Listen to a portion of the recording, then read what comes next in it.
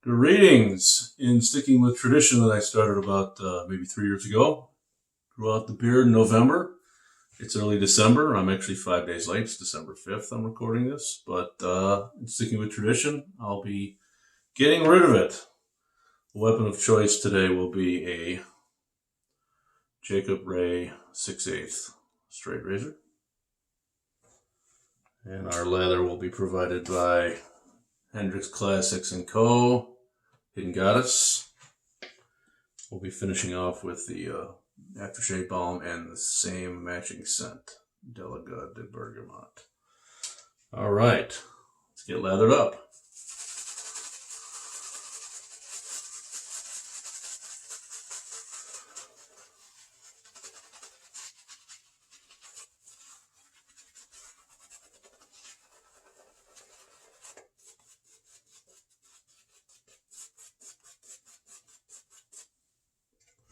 Use a bit more water.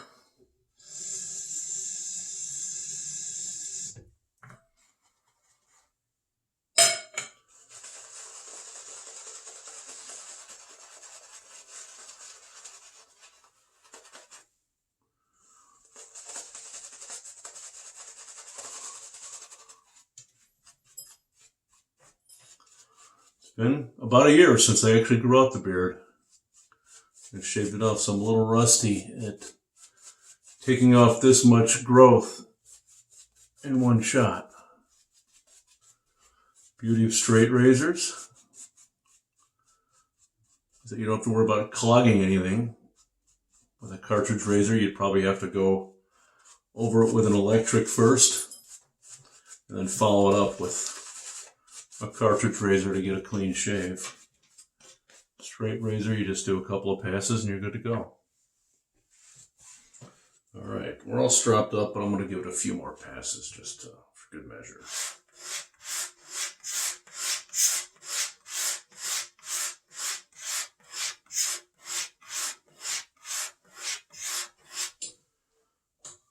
Okay.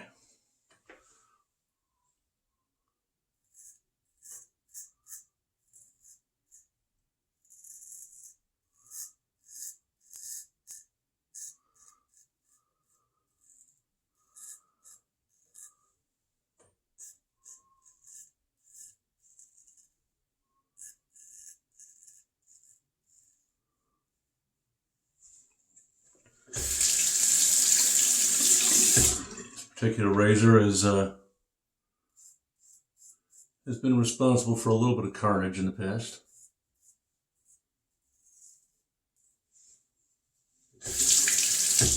I don't have another razor to hold it up next to right now, but it's actually a bit longer than most straight razors, probably by about 3/8 to 1/2 of an inch. That would be 10 to 13 millimeters for you metric people. And remember once I was doing something over here and this tip of this Spanish point bit me right here in the cheek, and I got the scar to prove it.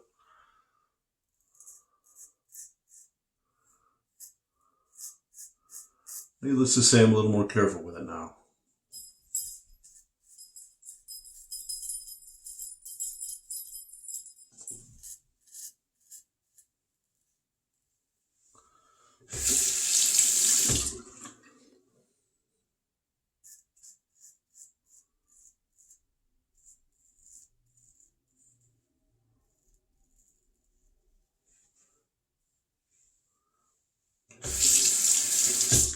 For those unfamiliar with this particular maker, Jacob Ray, I don't know if he's producing product at the moment. Oh, look at that. Just carves it right off.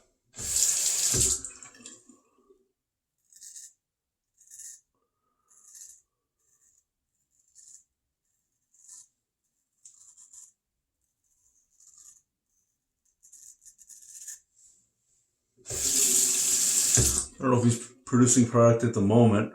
Probably mostly just custom work.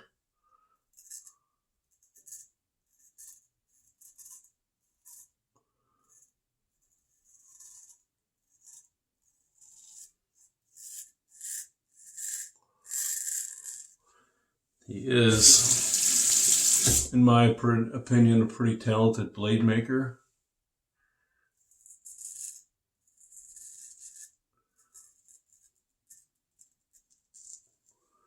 I have to say, though, that the customer service experience with this particular purchase was not the greatest, although he did make it right in the end.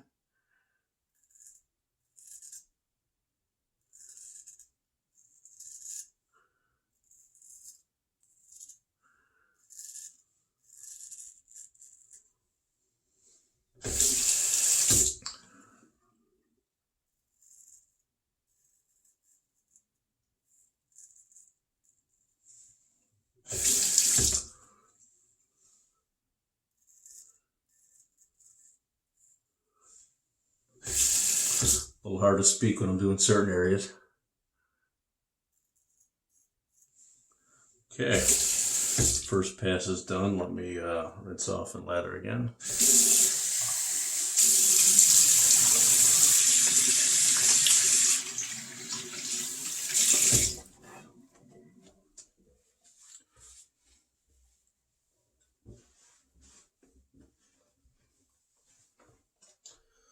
So this particular razor is one that he calls one of his production series razors. So it's not a custom job. Supposedly he makes builds up inventory of them and sells them in one style. Only choice you do get is the scales. These are a wooden scale. He calls it blue diamond. So it's a wooden scale that's been, I'm not sure what type of wood, but it's been dyed with a blue dye of some sort. I think it looks pretty good. The blade is made from O1 tool steel, which is a good quality knife steel with good hardenability. Tool steels are made for various types of manufacturing or cutting tools. This particular steel is designed for achieving and maintaining a very sharp edge. So it's well suited to heat treating and producing a good straight razor or knife or industrial cutting tool, which is its intended design. But this is the second one I received. The first one was just in unacceptable condition. I want to say at the time, this is about 3-4 years ago, maybe 5. He had probably about 4. He had a Black Friday special for his production series razors.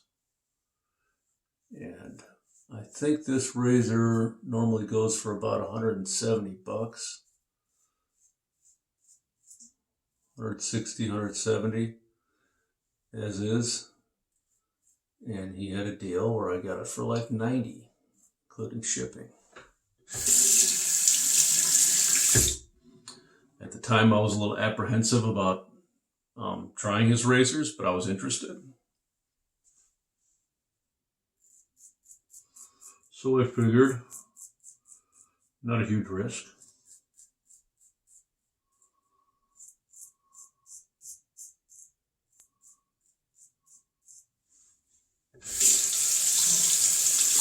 But the razor I received, it had a little nick on the cutting edge.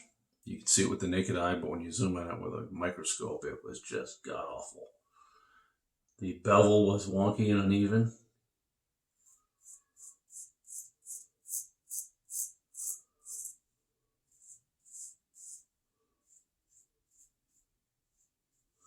And I don't know if it was a function of the fabrication or attachment of the scales or if it's the way it was drilled, but you know, you can see how straight it closes. This piece here was like twisted, like 15 degrees. and it didn't close right, and it was just awful. So I wasn't happy about that. I kind of felt like with the bargain pricing he gave me, he felt I only deserved a substandard razor. I didn't think that was right. A few emails went back and forth. This is a little underhydrated. Let me get a little more on there.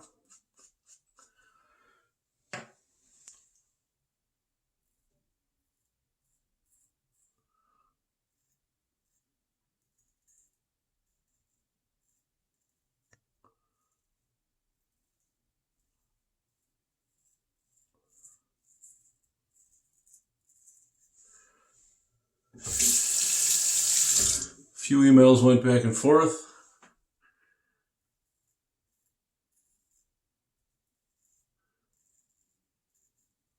My initial description of the bevel, he told me that this is common with some of his production razors, that it will not affect shave quality, which is true, but not affecting shave quality, but it will need to be corrected when the razor is rehoned.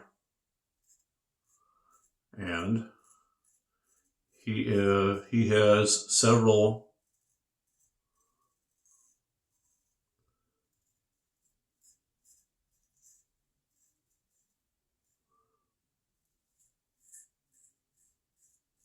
sort of disclaimers and warnings about how you need to be careful who you send this razor to hone, that he recommends a certain people as honemeisters.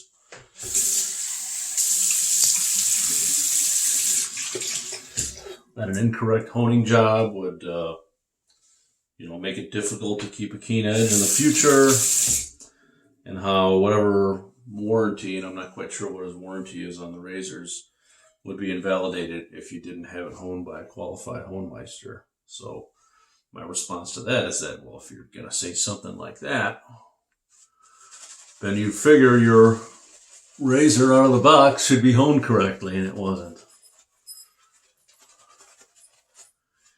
And then eventually when I showed him a zoomed in image of the, I think it was probably a nick when he was grinding it on the cutting edge, he agreed to send me another one, but I had to pay postage to return it, which at the end of the day was probably $7 or $8.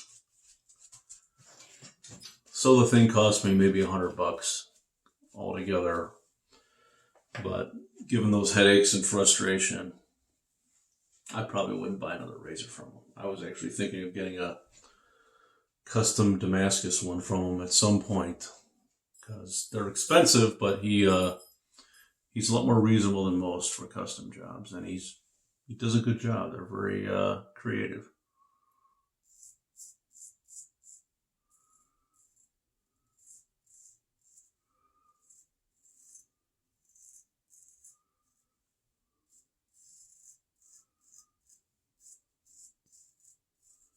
So I haven't bought another razor from him, but I do actually have another one of his razors that I bought on the bargain bin on eBay, which is a Damascus steel razor.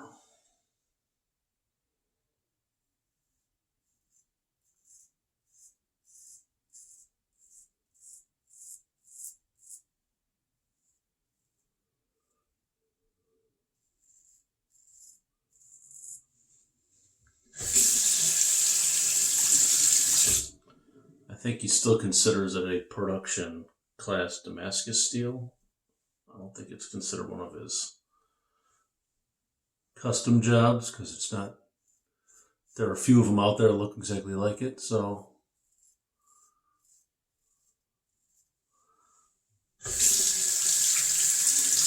I must have won the auction for like $80.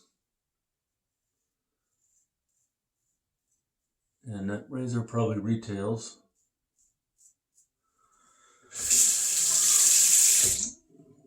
for somewhere in the tune of maybe $300, $250. I'm not exactly sure. got a little bit more. We'll just do another across grain here on the goatee area. I never go against the grain there, especially up here.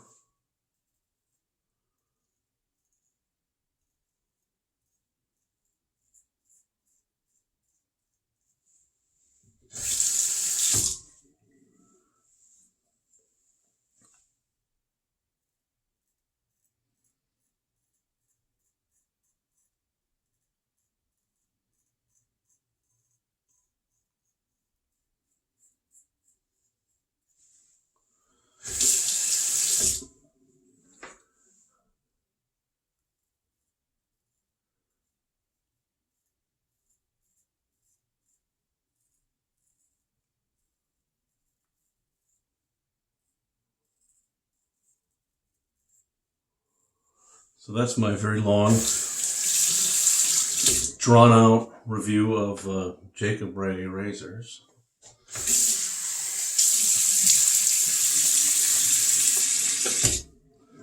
Though this video was not intended to be a razor review, and I'm not going to be titling it as such, but figured I had to comment on the piece I'm using. So we are good to go with the shave. Nonetheless, though my experience wasn't the greatest, and I probably wouldn't purchase anything directly from him again, I have to say this is a fantastic razor. I like the look of it. It's maintained a keen edge. It's really a quality piece. You got to watch out for that Spanish point. I may go ahead, if I do rehone it, I may try to mute that so it's not quite as dangerous. But for now, I'm not touching it because it shaves extremely well. All right. Oops. So we're going to finish up with, we got the Hendrix Classics unscented shave balm, and we've got the Delica de Bergamot scent oil, which is the same scent that is used in this soap. This is a scented soap I have here. I'm a huge fan of the Scent Your Own. I picked up the scented soap because it was part of a charity thing for breast cancer.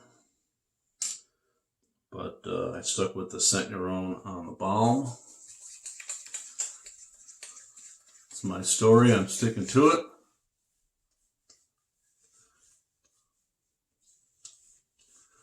Feels good, smells good.